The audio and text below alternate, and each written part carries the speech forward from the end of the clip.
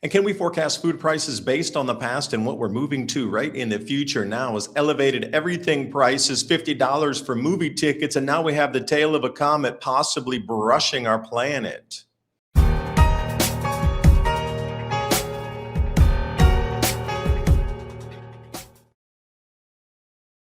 Because it's always about the food and fuel, but can we look into the past? Let's look at food prices, 2007 and 8, great financial crisis.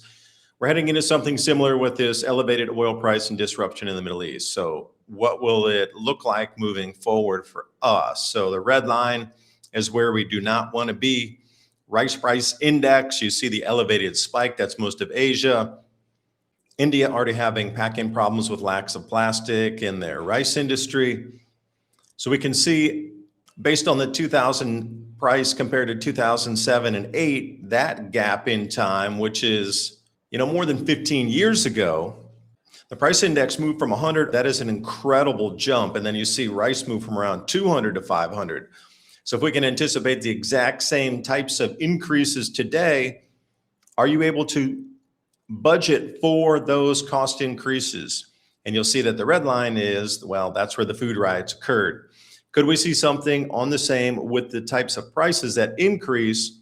The FAO, that's a Food and Agriculture Organization food price index. It only moved from like maybe 110 up to about 210. That's double.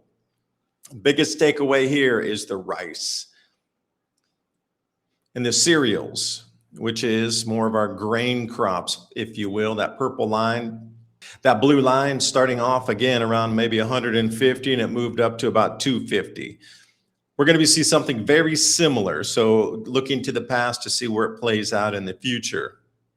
Showing the same price index increases, and you'll see right around 2006, we were sitting at about 120, and then it moved up to 220, and this is on the cereals and the overall food index from the FAO.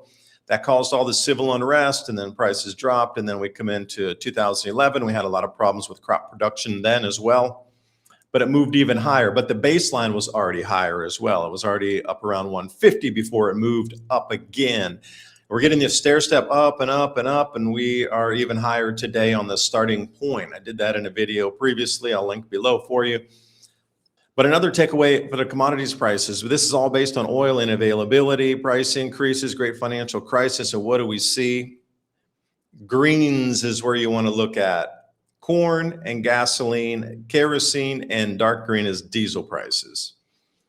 All I see is it moved from 100 to way over 200, up around 3. So you're looking at a doubling, possible near tripling in these prices of our commodities. Again, can we handle something like this today is the question. Because people seem to be pinched already. And if we look at the grocery prices on a different measurement, U.S. grocery specific on this one, taking us through 2025 from, say, 2020, that 5-year increase period is only up and up. And it even indicates their biggest price increase, the big black lettering in the center of the chart there. Took the index from probably about 97-ish up to about 130. So now I would ask you, this type of increase, it's already here. It's inbound, it's forecast, it's definitely going to hit. There's no maybes about this. This disruption in the Middle East fuel is already causing this knock-on effect. Exactly, almost the same. So we're at a much higher starting price right now before our prices even increase. So how are you budgeted out for this? Are you able to absorb the shocks? Because it is going to be a shock. Like in America, we can handle it better in places like Pakistan that spend 45% on food already in their daily wages. So just get ready for this. You might need to buy in bulk, and you might need to cook more home-cooked meals, which is going to take extra time. You're going to have to allocate. Maybe you're going to have to change the way, even the things you buy, that'll take extra time. So just budget more time for cooking, meal preparation, and different ways to cook. Maybe buy some cookbooks. There's a huge amount of stuff online, huge thousands, millions, billions of videos on how to cook online. So you're going to have to readjust, and it might be just a good time to move into, a more sustainable way and a lower cost of cooking, because you are going to have to adjust for this. We all are. This is just a wealth extraction because you have to eat every day. There's no way to get around it.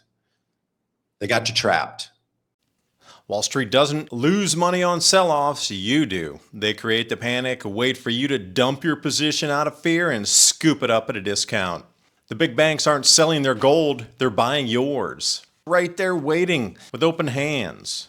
That's why I tell people talk to Noble Gold Investments. They'll help you build a long-term plan and more importantly, help you stick to it when the noise gets loud. The minor ups and downs, that's weather. The long-term trend, that's climate. And the climate's been favoring gold for 5,000 years. So the next time you see a dip and feel that knot in your stomach, ask yourself one question. Am I making the decision or is Wall Street making it for me? Don't let them shake you out of the position you built to protect yourself. That's exactly what they want. And right now, all new qualified accounts receive a free 10th ounce American Gold Eagle as a thank you. A real gold in your hands, that's the whole point. Visit 2030gold.com and discover how easy it is to protect your financial future. That's 2030gold.com. Click on that link in the description box below. And looking at a food source map from the past, this is what America used to produce. We used to be massive food producers on our own right. An enormous amount of this has been just swept away. So we sit to today where we need to import food. The whole no more cattle push across all media that exists. I mean, we did away with so much of our agriculture, and you need to ask, was that the plan? Was that the 100-year plan? And the other part of the equation, the fuel, here you are, Goldman Sachs research, higher prices and net upside risk for even longer, as in years, not months. So the price upgrade, they upgraded their 2026 quarter four Brent and West Texas Intermediate forecast to $90 a barrel standard. That is your new upgrade price. You knew it was coming. $90 is the new floor for any kind of energy. So again, food up and a new floor. Oil up and a new floor. So all of our energy is up, all the costs to produce food, transport food, everything is going to be up in price, minimum 20 to 30%. This is your new baseline cost for your entire life. Just went up 20 to 30%. On the average, but there will be other things that go up even higher and stay higher forever. So let's look at the gasoline price change since the Iran war has started. Different colorations show you the different increases, and we can see Asia hit the hardest here. If you're looking in those reds where the magnified circle is on the bottom right there, looks like Malaysia, Myanmar, Philippines.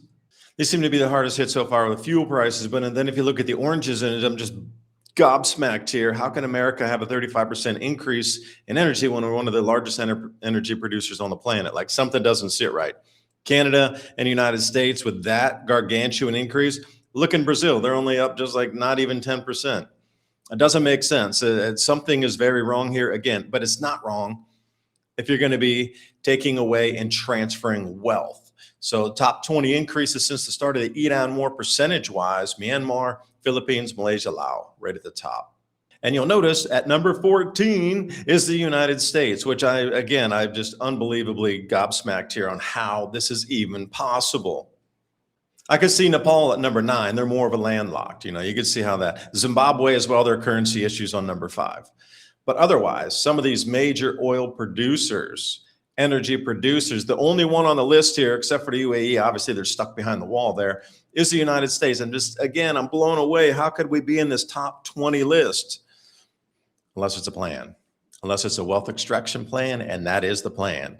I'm looking at this thing in a whole different renegotiation for oil prices to set a new bottom limit to extract wealth, put people in a pinch point situation where they're going to have to choose to take some sort of assistance from the government, some sort of new digital assistance, or stay off the system if you're earning enough money.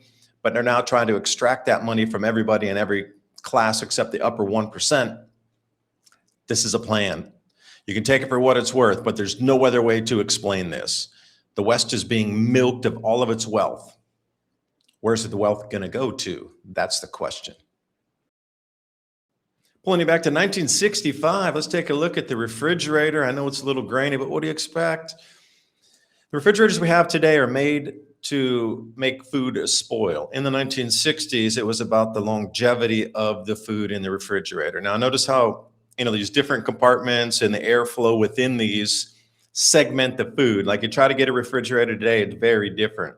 Even this vegetable tray that can pull out so you can organize, and then the airflow within that as well. Today we have that all jammed in a bottom thing where the heavy coolness and it's all sitting on top. And a lot more things rot in our refrigerators in these pull-out slides. Notice the airflow. Today it's just one continuous solid sheet of plastic, but notice all the airflow that is coming through this. It's very much like a root cellar designed as such. And then notice how they pack away in the freezer as well. It's all about the airflow, so you don't get that stagnation and that freezer burn. So things how totally designed differently. Today, it's all about consumption and destruction and planned obsolescence. Because I do believe it has something to do with the, change in our magnetic field and disruptions in our growing patterns on all grow zones across the planet. Here we go.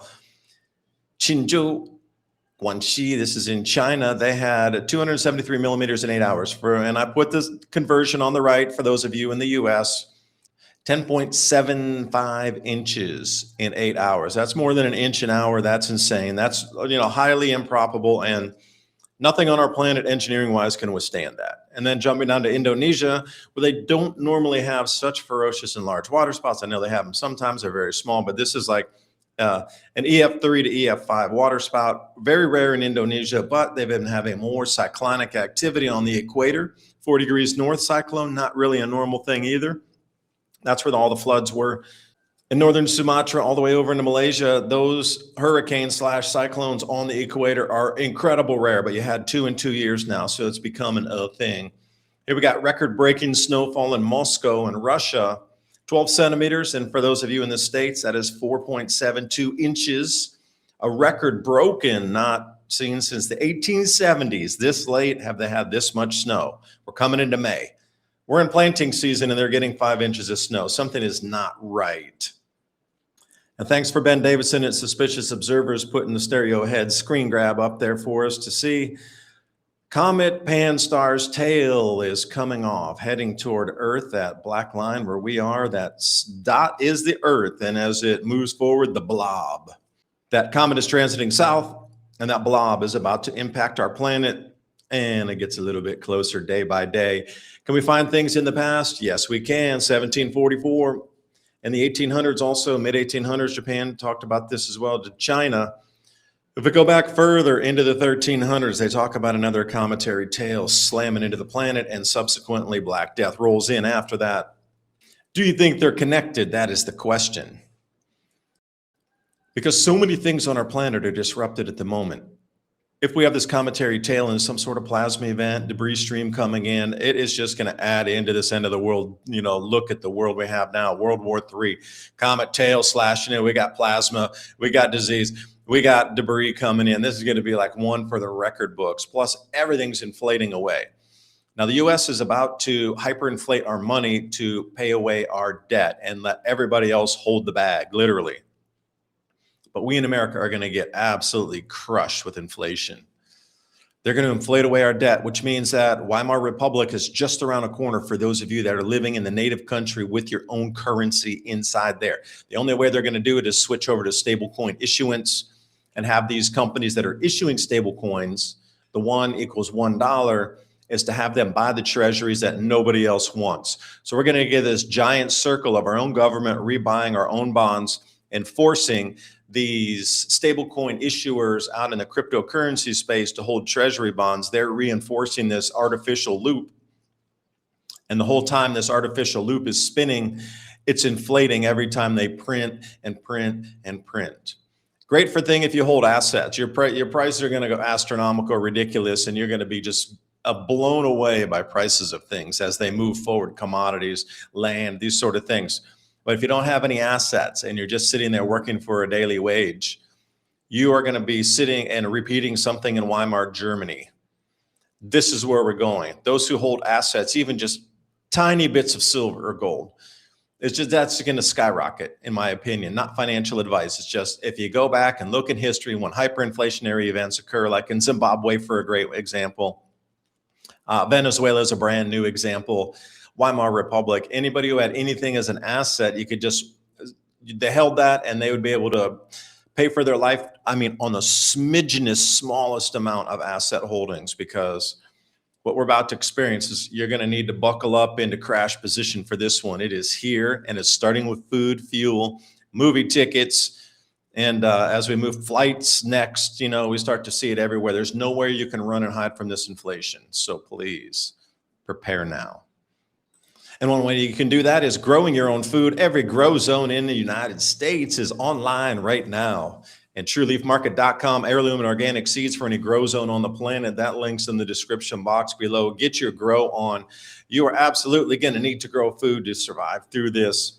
And please join me on Patreon and Subscribestar, where I'm getting up written content. Today, I got another post coming out for you talking about these inflation events, because we need to get ready for this. We're all in it together. So please share this link of the video to get others involved in the conversation. I think they need to know about the food price increases so they can prepare for possible contingencies or scenarios or possibilities in their lives as well. All those links are in the description box below. Again, every purchase you make helps keep this channel on air, bringing you information, because we are absolutely at the pivot point right now. Our world is, by June is when they really say this inflation is going to start to hit. So what is it now? It's April. You got another month and a half before this thing supposedly is going to come in, and prices are just going to start running, and you're going to see it by the week.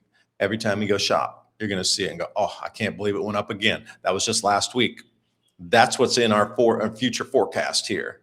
So I'll see you next time. Bye for now.